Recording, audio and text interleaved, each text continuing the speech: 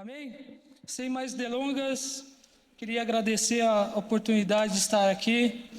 Pediria para o irmão lá no fundo colocar 1 Samuel, capítulo 5, versículos de 1 a 5. Você que trouxe a sua Bíblia, Bíblia física, Bíblia digital, abra por...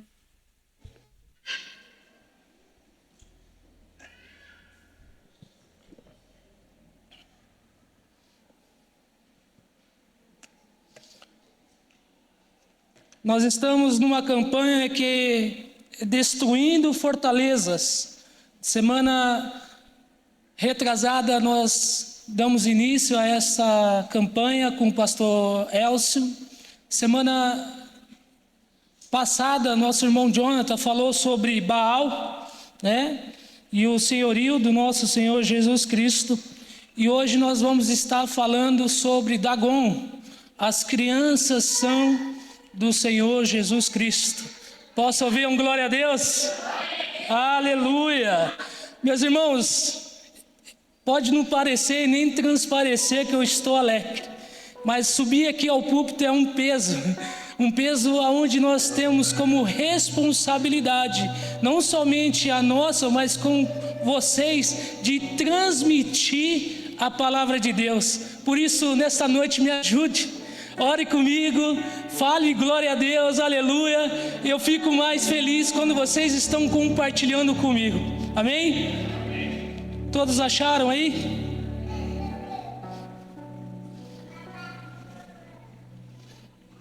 Os filisteus, pois, tomaram a arca de Deus e a trouxeram de Ebenezer a Asdod. Tomaram os filisteus a arca de Deus e a colocaram na casa de Dagon e a puseram junto a Dagon. Levantando-se, porém, de madrugada no dia seguinte, o dia Asdod, eis que Dagon estava caído com o rosto em terra, diante da arca do Senhor, e tomaram a Dagon, e tornaram a pô-lo no seu lugar. E levantando-se de madrugada no dia seguinte, pela manhã, eis que Dagon jazia caído com o rosto em terra, da arca do Senhor, diante da arca do Senhor, e a cabeça de Dagon e ambas as palmas das suas mãos estavam cortadas sobre o limiar, somente o tronco ficou a Dagon. Por isso nem os sacerdotes de Dagon, nem nenhum de todos os que entram na casa de Dagon, pisam o limiar de Dagon em Asdod até o dia de hoje. Amém?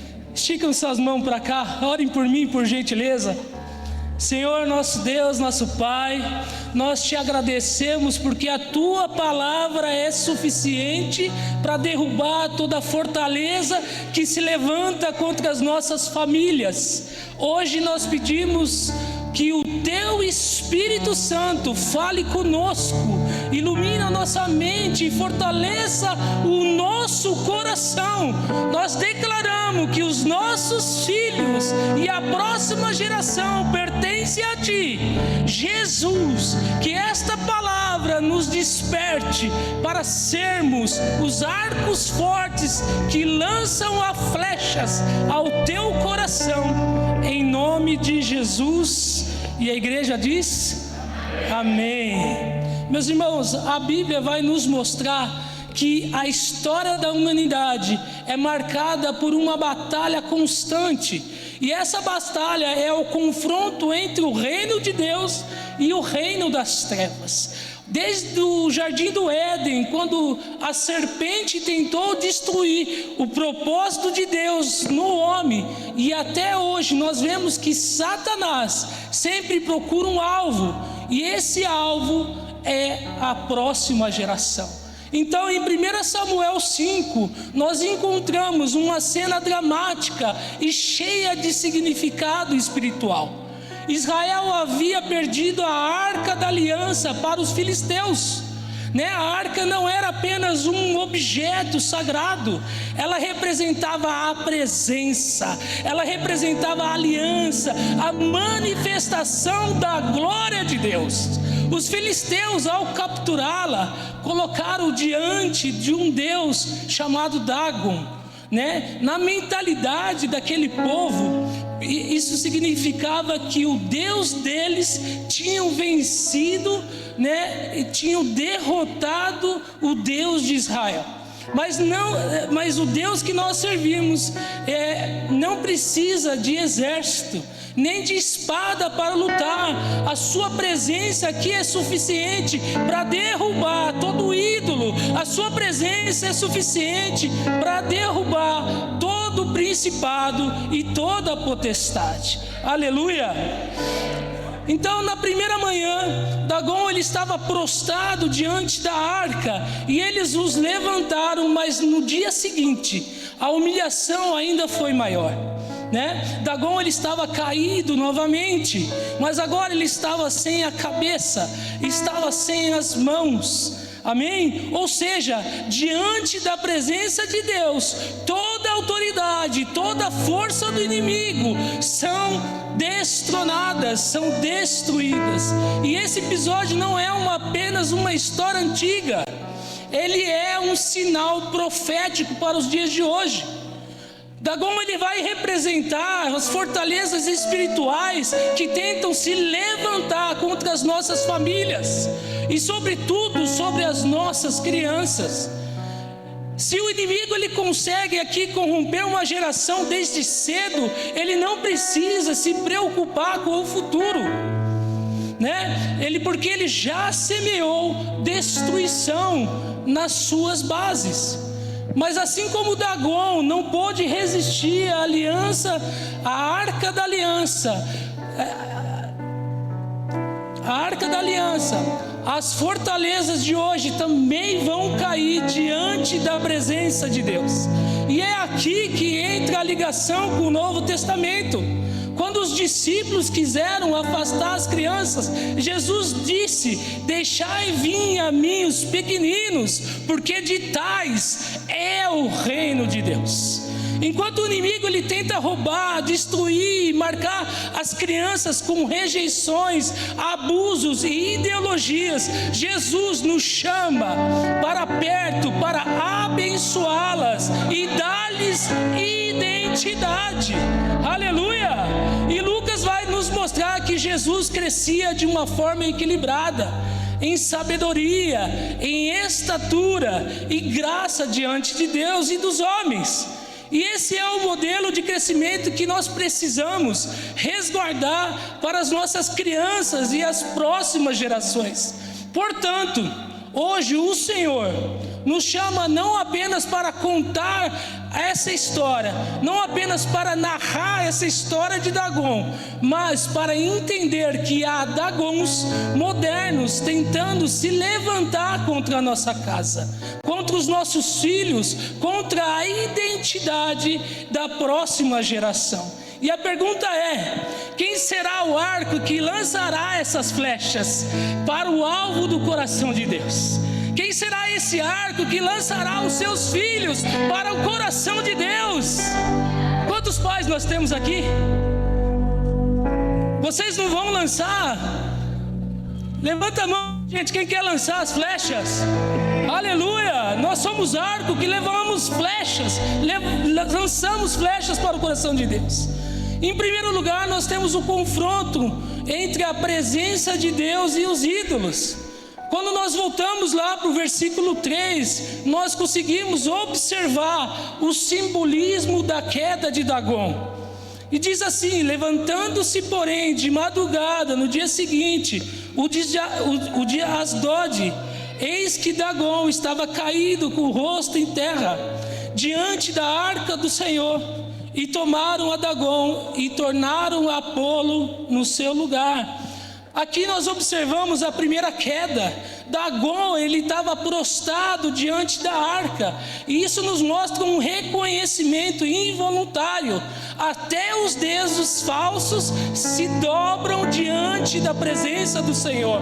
Isso me leva a Filipenses 2:10, para que todo nome de Jesus se dobre, todo joelho dos que estão nos céus, do que estão na terra, o que estão debaixo da terra, e toda língua confesse que Jesus Cristo é o Senhor, para a glória de Deus Pai. Aleluia! E como quando nós vamos para o versículo 4, nós observamos a segunda queda, aonde nós vemos que houve um corte limiar, onde a cabeça foi cortada e as suas mãos. E diz assim: e levantando-se de madrugada, no dia seguinte, pela manhã, eis que Dagom jazia caído com o rosto em terra diante da arca do Senhor. E a cabeça de Dagom, aqui, meus irmãos, a cabeça representa autoridade, representa governo, representa liderança. E ambas as palmas das suas mãos estavam cortadas sobre o limiar. As mãos significam, meus irmãos, ação, poder de execução. Então Deus estava mostrando para mim, para vocês e para o povo daquela época: eu retiro toda a autoridade, sou eu que tenho a capacidade de ação desse principado e desse potestade diante da minha presença. E assim como Dagom caiu prostrado diante da arca, também hoje há Dagons modernos, e eles não resistem ao peso da glória de Deus. Nós encontramos eles tentando se levantarem na nossa cultura, através de um relativismo moral, através de ideologias que negam a divindade de Deus, a criação divina. Quando nós voltamos nossos olhos à mídia, nós vemos uma sexualização precoce, uma normalização do pecado, né? Quando nós entramos dentro das famílias, nós vemos a ausência da paternidade, da maternidade, nós vemos lares desestruturados, rejeição no ventre. E quando nós olhamos para dentro, na espiritualidade, nós vemos frieza, indiferença, uma falta de discipulado infantil. Quando os pais e líderes permitem que a arca, a manifestação do poder de Deus, habite em suas casas e nas igrejas, todo Dagom que tenta roubar a autoridade espiritual sobre as nossas crianças, ela vai perder a cabeça, ela vai perder as suas mãos. E depois que nós entendemos que há Dagons modernos que se levantam na cultura, se levantam na mídia, na família e até mesmo num ambiente espiritual que possa atacar os nossos valores, né? Roubar as nossas identidades e sufocar a fé, nós percebemos também que um dos principais alvos do inimigo é as nossas crianças, né? Não é por acaso, meus irmãos, o diabo ele tenta sempre atingir, né, a semente lá no Jardim do Éden até os dias de hoje, e ele sabe enfraquecer a infância, comprometer o futuro da nossa geração.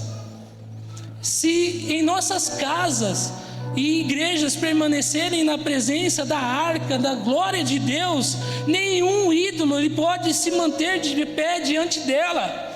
Mas se nós negligenciarmos,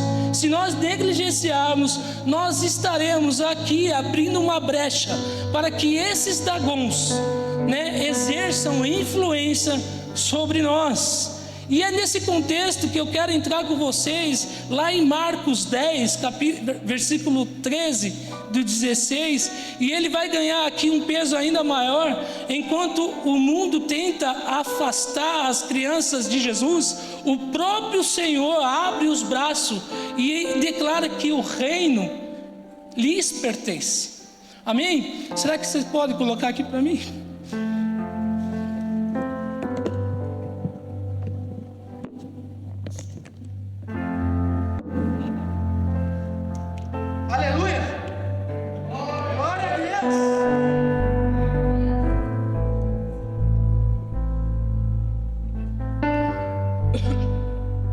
E traziam-lhe os meninos para que lhe tocasse, mas os discípulos repreendiam aos que lhe os trazia. Jesus, porém, vendo isto, indignou-se e disse-lhes: deixa vir os meninos a mim, e não os impeçais, porque dos tais é o reino de Deus. Em verdade vos digo que qualquer que não receber o reino de Deus como menino, de maneira nenhuma entrará nele. E tomando-nos os seus braços e, impondo-lhes as mãos, o abençoou. Aleluia! Nós percebemos aqui que o coração de Jesus é pelas crianças. Jesus aqui se indignou quando os discípulos afastaram as crianças, como nós vemos no versículo 14. Ele não apenas recebeu, mas ele tomou aos braços e os abençoou, né? Isso demonstra que o reino de Deus, ele não ignora os vulneráveis, pelo contrário, ele vai os priorizar. E qual seria aqui, meus irmãos, a estratégia do inimigo? Satanás, ele sempre mirou as crianças porque eles representam o nosso futuro, representam a nossa futura geração. Quando nós voltamos nossos olhos ao Egito, nós vemos que Faraó, ele mandou matar os meninos hebreus em Êxodo 1. Um pouco mais para frente no Novo Testamento, lá em Mateus 2, nós vemos que lá em Belém, Herodes, ele manda matar as crianças inocentes, buscando destruir Jesus Cristo, né? Mas hoje a matança, ela é mais sutil, ela é mais escondida, ela é mais comendo pela beirada, como diz o mineiro.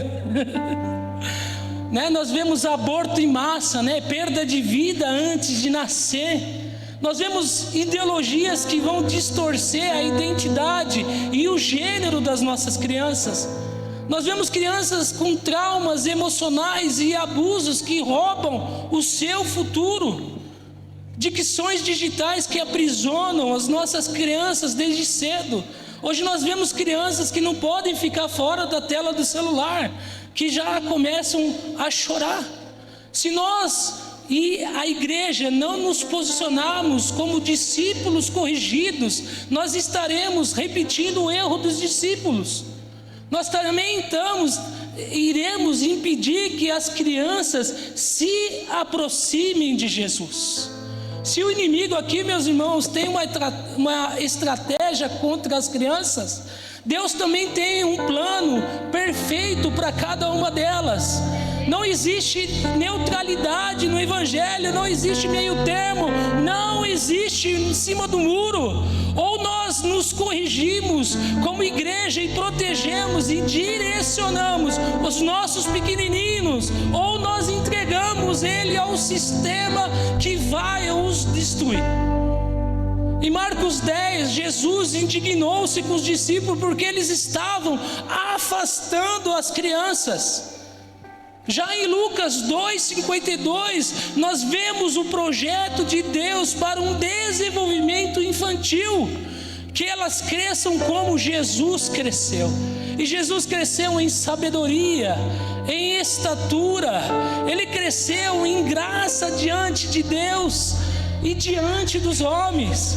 E eu percebo aqui um contraste, né? Nós temos a estratégia do inimigo, que ele tenta morte, distorção de identidade, abuso, aprisionamento.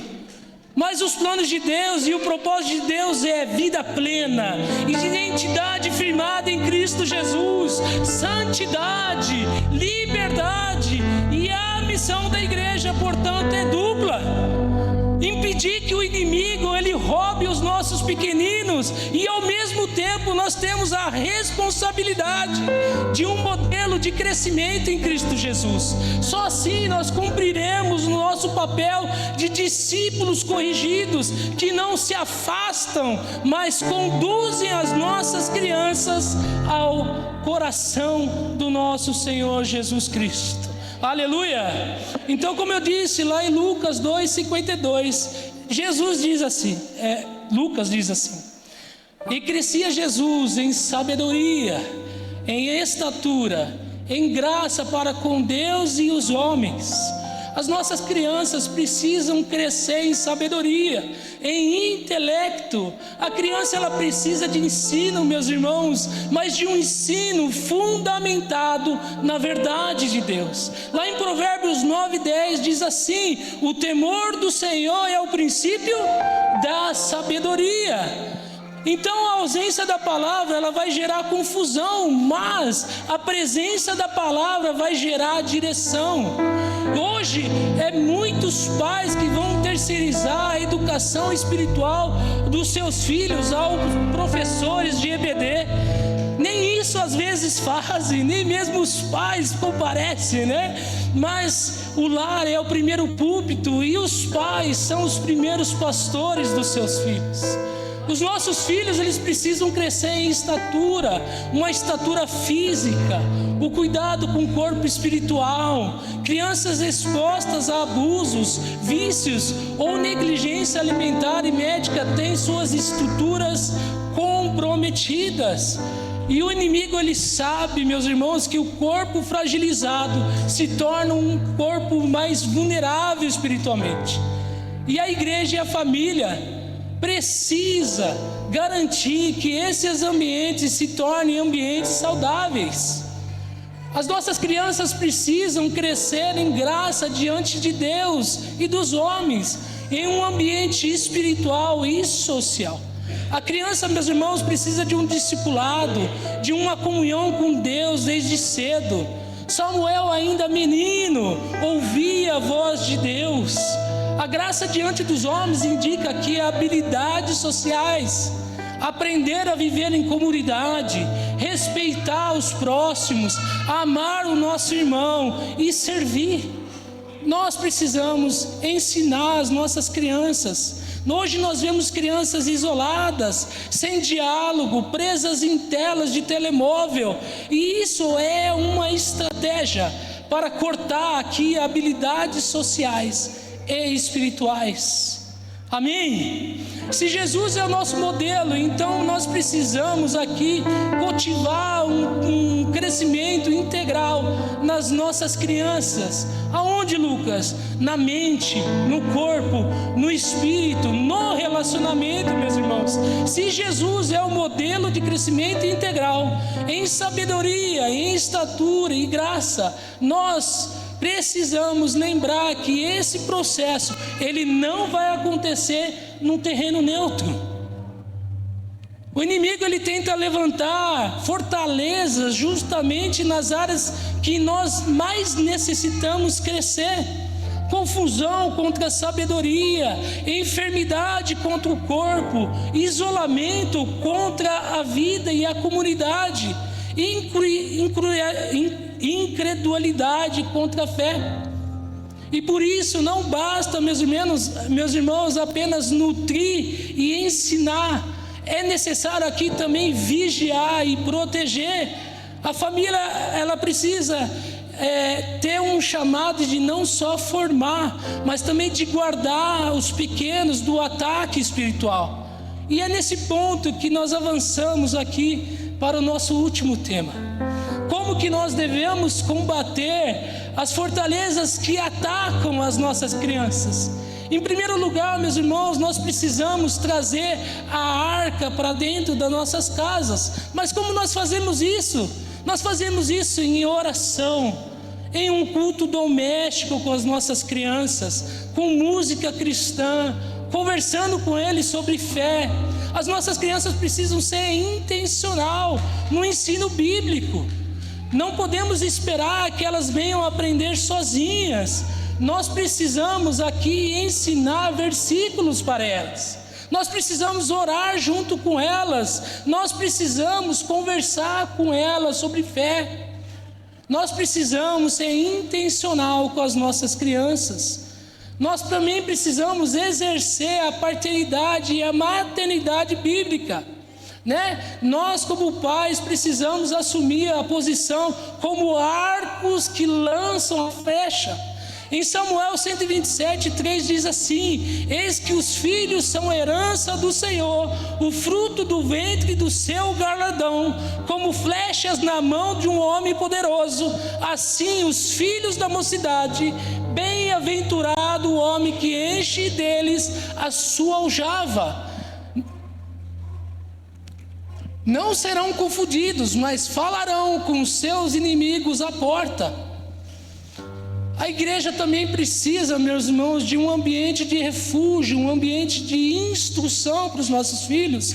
Nós precisamos de células infantis, discipulado intencional, né? Nós precisamos estar direcionando um culto voltado para as nossas crianças com profundidade.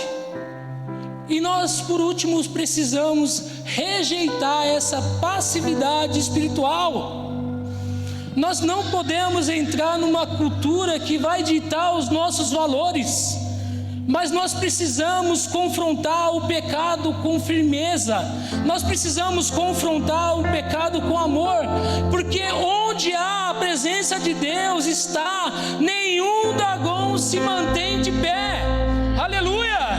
Então em João 8,12, Jesus ele vai dizer: eu sou a luz do mundo, quem me segue não andará em trevas, mas terá a luz da vida. Então quando a arca entrou no templo de Dagon, a presença de Deus se manifestou. Ele é a luz, ele revelou toda a mentira, todo o ídolo e o derrubou. A luz expôs, a luz revela, a luz destrói toda a presença da treva. Mas depois, lá em Mateus 5,14, Jesus olha para nós e declara: vós sois a luz deste mundo. Hoje nós somos a luz deste mundo, meus irmãos. Ou seja, a luz que era dele agora brilha em nós. Seja Cristo habitando dentro de nós. Nós chegamos e as fortalezas de Dagon não podem permanecer de pé.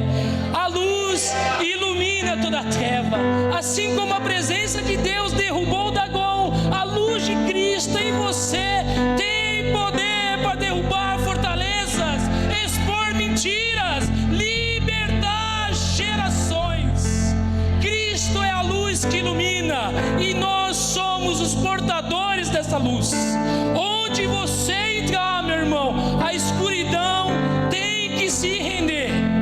Aonde você levar a luz, dragões vão cair por terra.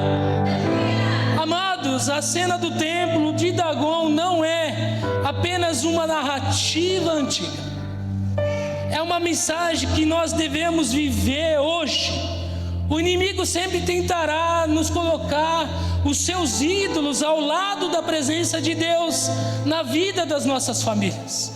Mas o que nós precisamos aprender e que nós aprendemos em 1 Samuel 5 é que Deus não divide a sua glória com ninguém. Quando a presença de Deus entra, o falso cai, a mentira é exposta e as fortalezas são destruídas. Aleluia! Já quero convidar os irmãos do Louvores a subir. Já era para ter chamado. Assim como Dagon, meus irmãos, perdeu a cabeça e as suas mãos, Cristo ele já despojou todo o principado e potestade na cruz. Paulo nos narra isso em Colossenses 2. Satanás já não tem governo sobre os nossos filhos. Satanás não tem poder sobre nós. O inimigo não pode nos tocar naqueles que estão guardados em Cristo. Mas aqui está a grande responsabilidade, meus irmãos. O arco está na mão de cada um de vocês, pais, e as flechas são os seus filhos. Porque se o arco ele é fraco, a flecha não chega longe. Se o arco não é tensionado, a flecha não voa. Se o arco ele é mal direcionado, a flecha erra o alvo.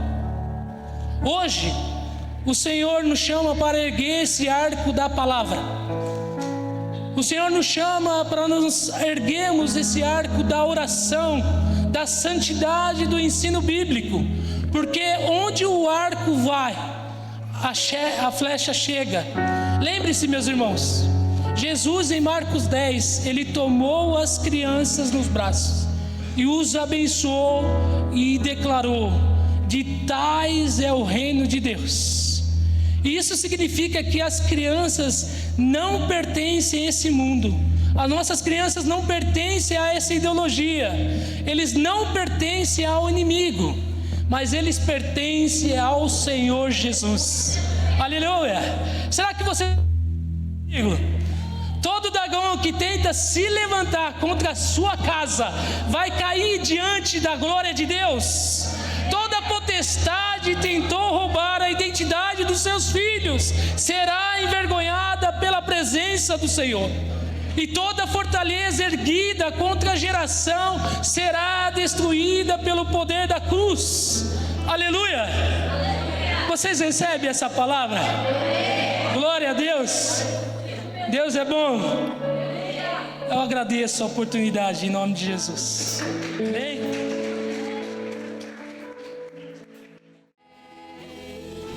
Aleluia! Feche teus olhos, feche os teus olhos, feche os teus olhos. Senhor, nós queremos te agradecer pela tua palavra nessa noite. Nós queremos te agradecer, Pai, por tudo aquilo que o Senhor tem feito em nosso meio. E nessa noite, nesse mesmo espírito de oração, eu gostaria que você pudesse repetir uma oração comigo. Pai, eu que um dia afastado, hoje eu quero aceitá-lo, Senhor, como o único e suficiente Salvador da minha vida. Escreva o meu nome no livro da vida. A igreja vai estar de olhos fechados e você que fez essa oração pela primeira vez, eu gostaria que você pudesse sinalizar com suas mãos. A equipe de consolidação já está posicionada, a equipe de intercessão já está posicionada. Estamos em guerra. Eu gostaria que você pudesse sinalizar com sua mão. Você que está tomando essa decisão pela primeira vez, de estar aceitando o Senhor Jesus como Senhor da sua vida, como seu único e suficiente Salvador. Ou talvez você que estava afastado e que hoje deseja voltar para os caminhos do Senhor. Sinalize com sua mão, sem nenhum constrangimento. Nós estamos aqui como igreja para servi-los, para amá-los, para aceitá-los da forma que você é. Eu gostaria de saber se existe alguém nessa noite que deseja estar aceitando o Senhor Jesus como seu único e suficiente Salvador. Sinalize com sua mão, por favor. Sinalize com suas mãos. Por favor, jovens, venham aqui na frente. Igreja, vamos celebrar. Existe salvação na casa. Existe salvação na casa. Aleluia. Se existe alguém. Aleluia. Alguém que deseja voltar. Amém. A equipe vai estar posicionada aqui na frente agora. Vai estar voltando. Aleluia. Aleluia.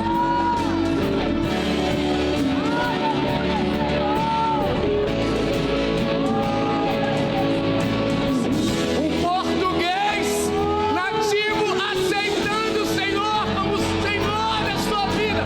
Você pode celebrar. Você pode celebrar. Você pode celebrar. Você pode celebrar. Aleluia. Uou. Você vai falar seu nome. Eu.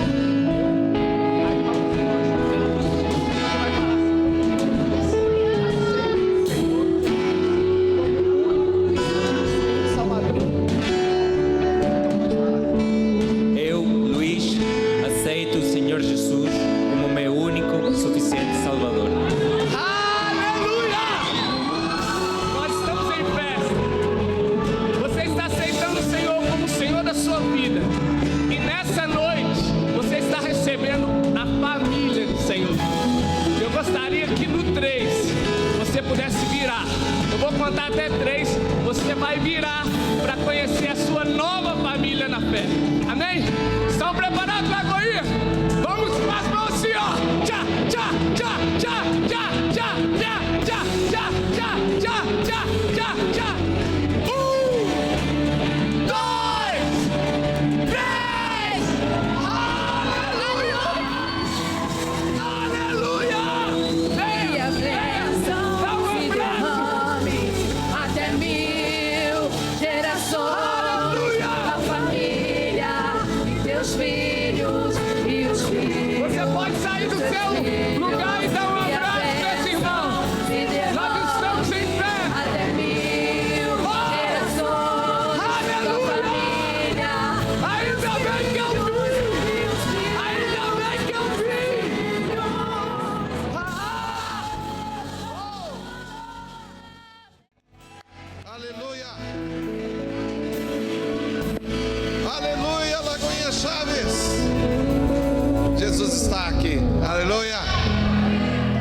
recebeu?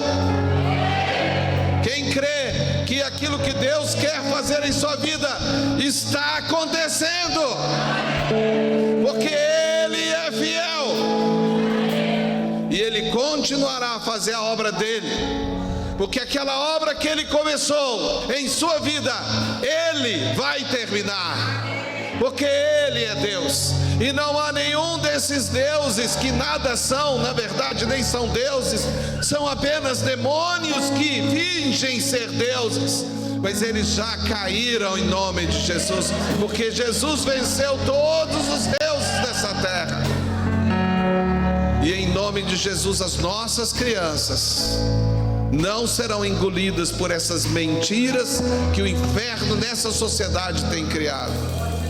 Nós teremos crianças fortes, crianças inteligentes, crianças que crescem em estatura, em sabedoria e em graça diante de Deus, mas também diante dos homens. Nós cremos nisso.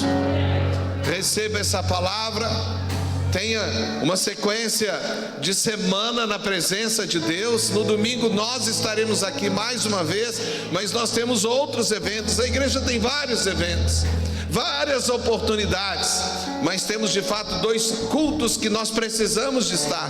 O culto Hope, e vocês viram que neste culto tem louvor, tem também oração, e tem também palavra, e tem também testemunho, e tem mais oração, porque esse culto tem muita oração para quebrar as forças das trevas. Então traga pessoas aqui, amém? Quem está feliz? Amém. O Senhor está aqui, amém? E que o amor de Deus, a graça maravilhosa do nosso Senhor Jesus Cristo e as consolações do Espírito Santo de Deus estejam sobre todos nós, irmãos, e sobre os irmãos espalhados nessa cidade de Chaves, aqui neste país de Portugal, na Europa e por todas as partes deste mundo. Em nome do Pai, do Filho e do Espírito Santo. Amém e amém. Vamos dar uma salva de palmas para Jesus, porque Ele é o Senhor e só Ele merece. E que você siga em frente, mas, como digo, seja feliz, mas faça alguém feliz.